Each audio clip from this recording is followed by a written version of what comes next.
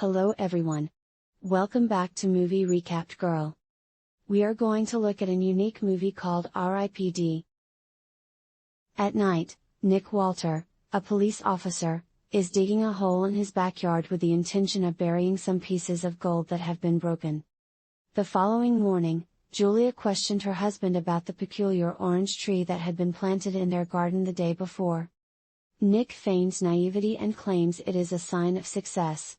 Before he begins his job, Nick takes some time to have fun. At his job site, the Boston Police Department, Nick meets his colleague Bobby Hayes in the changing room. Bobby and Nick took the gold from a drug dealer they apprehended the day before, dividing it equally between them and keeping it for themselves. After speaking with Julia this morning, Nick had a change of heart. He informed Bobby that he would be giving back his portion of the gold as evidence, and that Bobby's portion would remain a secret. Bobby attempts to persuade Nick to not take the risk of jeopardizing Julia's joy for his own avarice, yet Nick insists that he will not. Just then, another police officer arrives to summon the team to apprehend the drug lord, Lord Garza. Bobby, Nick, and the SWAT team burst through the door in pursuit of Garza. Nick quickly spotted him and gave chase, leading them up to the roof of the building. Nick is reporting to the team about Garza's escape through a window when Bobby suddenly appears and informs him that he cannot allow Nick to turn in the gold. Bobby rapidly pulls out his gun and shoots Nick, causing him to tumble down the stairs and land on his neck. When Nick regains consciousness, he surveys the area of the incident. Time seemed to stand still in that moment. Nick was the only one who could move around in the building, which was filled with a frozen fire scene. As Nick walked out of the building, he noticed a tornado-like hole in the wall. Nick is then hurled into the abyss. He hurtles through the current and is abruptly yanked out of the misty pool. Nick finds himself seated in a chair. Nick finds himself in a judgment room, confronted by a cold woman named Proctor. He realizes he is dead and this is his final testing place. Proctor then tells him that the R.I.P., rest in peace, department will be recruiting him to be a police officer in the afterlife. His mission is to safeguard the living realm from the abode of the deceased, those who refuse to pass on to the afterlife. Nick must spend 100 years in Rulia, returning to Earth to vanquish the dead and send them to the afterlife to be judged and find their ultimate resting place. Afterwards, Nick is encouraged to reunite with Julia, and he quickly consents. His left chest is then marked with a R.I.P. badge, and the proctor leads him through the cages where the deceased captives are kept. After that, Nick and Pro took a 30-mile trip to Boston. As Nick surveyed the bustling police station, he noticed a huge dead battling the officers. Roy, an outstanding officer, then detonated the monster. Proctor informs Roy that Nick will be accompanying him, and they travel to a restroom where Roy activates a toilet flush, transporting them both back to Boston via a store. Roy brings Nick to witness his own funeral, where Bobby, the murderer, is consulting with Julia. This causes Nick to become enraged and he quickly leaves to meet his wife. Julia, who is grieving, is unaware of Nick's presence. Bobby is being very protective of her and does not seem to recognize him. Nick is quickly put under pressure by the other police officers. When he inquires of Roy why Julian failed to recognize him, Roy surprisingly explains that the higher powers of the universe do not permit their undercover officers to reveal their identities to anyone they used to know. Nick is then given an identification that shows what he looks like in the real world. An elderly Chinese man, Roy, also appears as a stunning blonde woman. Only R.I.P.D. officers can see their true former selves. The two get into a car and begin their mission of searching for the dead in the city. As Nick and the other person walked through the streets of Boston, Nick found out that Ra had been betrayed and killed by one of his associates while he was still alive. Similar to Nick, Roy has been fond of having a companion since then. Roy suggests to Nick that he should consider reuniting with Julia since she is now a widow and Nick can't have her back in reality. Roy leads Nick to a structure where a zombie is lurking. Roy informs him that the decaying matter from the zombie is contaminating the area around them. Roy and Nick then trace the distorted signals to locate the zombie. Roy provides Nick with a special bullet magazine containing bullets that are more powerful than the ones he was given earlier. Roy states that if the dead become unmanageable, the soul eraser bullets will break apart the dead soul and make it cease to exist. We too can be annihilated if we are hit by these bullets. Roy and the other person follow the putrid tracks on the wall which lead them to a potential suspect. When Roy knocks on the door, a man named Stanley appears. Stanley adamantly denies being the deceased. As Roy presents him with a plethora of evidence, Stanley reveals his true cowardly nature. Nick attempts to stand up to Stanley, but the monster suddenly yanks open the refrigerator door and hurls it at Roy. Dee severed his arm at the cuff and made a break for it. The voracious creature had devoured its meal before leaping out of the window. Roy then pushes Nick out of the window, causing him to land on Stanley's body. Now Nick realizes that the R.I.P.D is immortal. As Nick attacks the R.I.P.D with its gun arm, Stanley vomits up all the food he had eaten. Roy managed to intervene just in time to prevent Stanley from attacking the monster, and strangely, all of the creature's swallowed items included some golden fragments that resembled the ones that Stanley and Bobby had buried previously. Nick and Royce convened at the headquarters, as the office was bustling due to the outbreak of the dead in Boston. They were there to collect gold as evidence. Nick is still worried about the link between the gold pieces. He believes that Stanley was making a great effort to guard and conceal them for a purpose. Nick proposes that Roy, being a veteran agent of the R.I.P.D, could enlist the aid of a Deado informant to assist in the inquiry. Consequently, Roy and Nick are brought to meet Elliot. Nick passes a piece of gold to Elliot so he can provide the police with some useful information. As they observe Elliot from the car outside, Nick and Nick's companion notice that Elliot gives the gold to Bobby.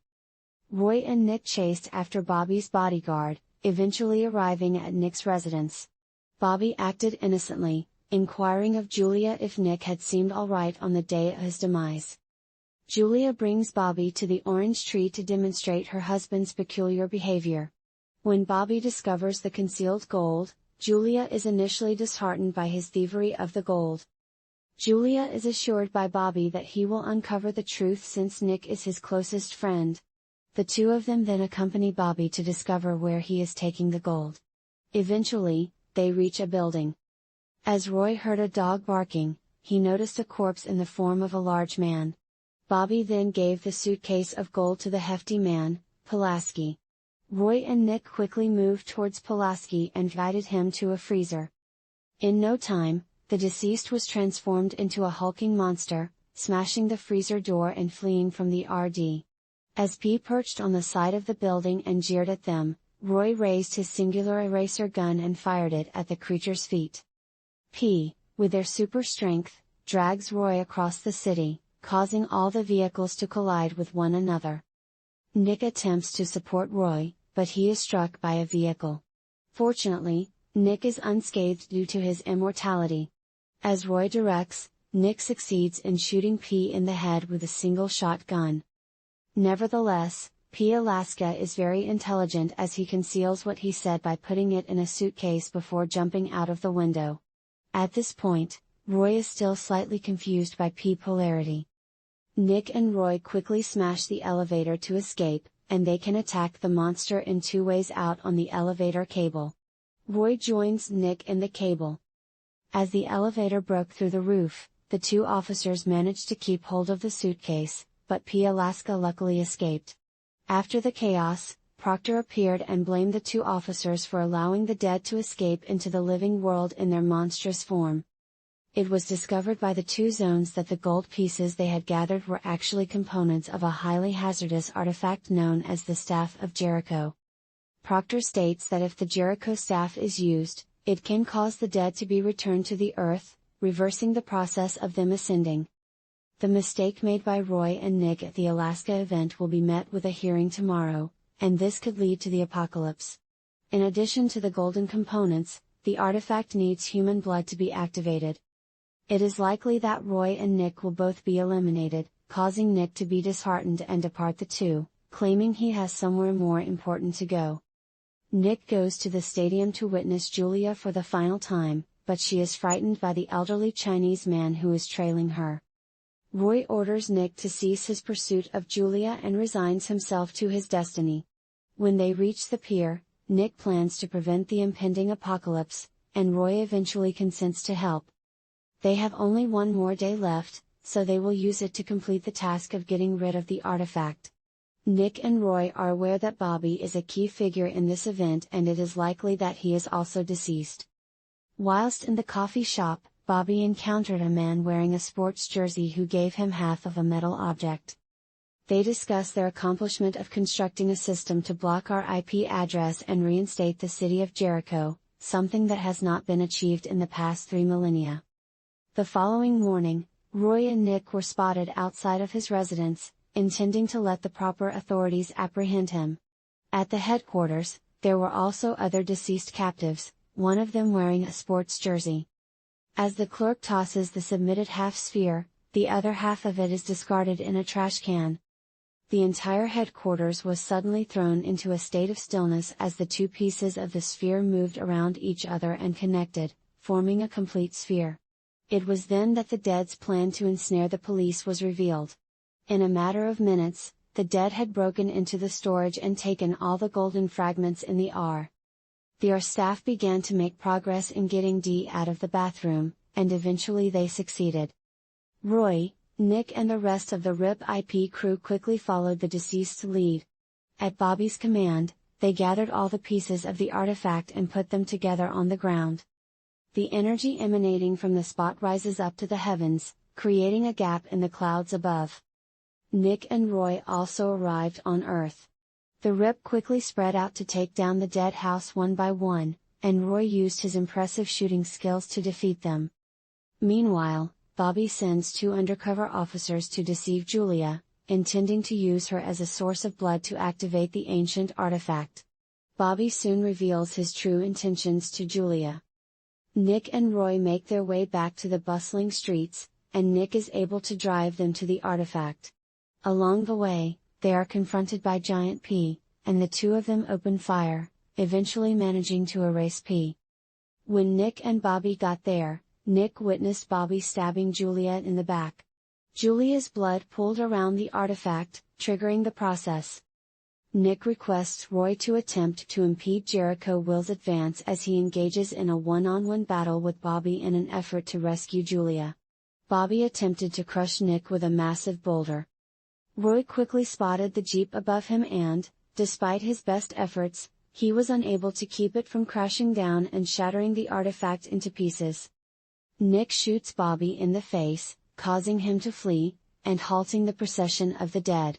Julia is in the process of dying at this time. She's finally able to reunite with Nick in his real body. This occurrence allows Nick to accept his death and sends her back to her life. Later, she awakens in a hospital.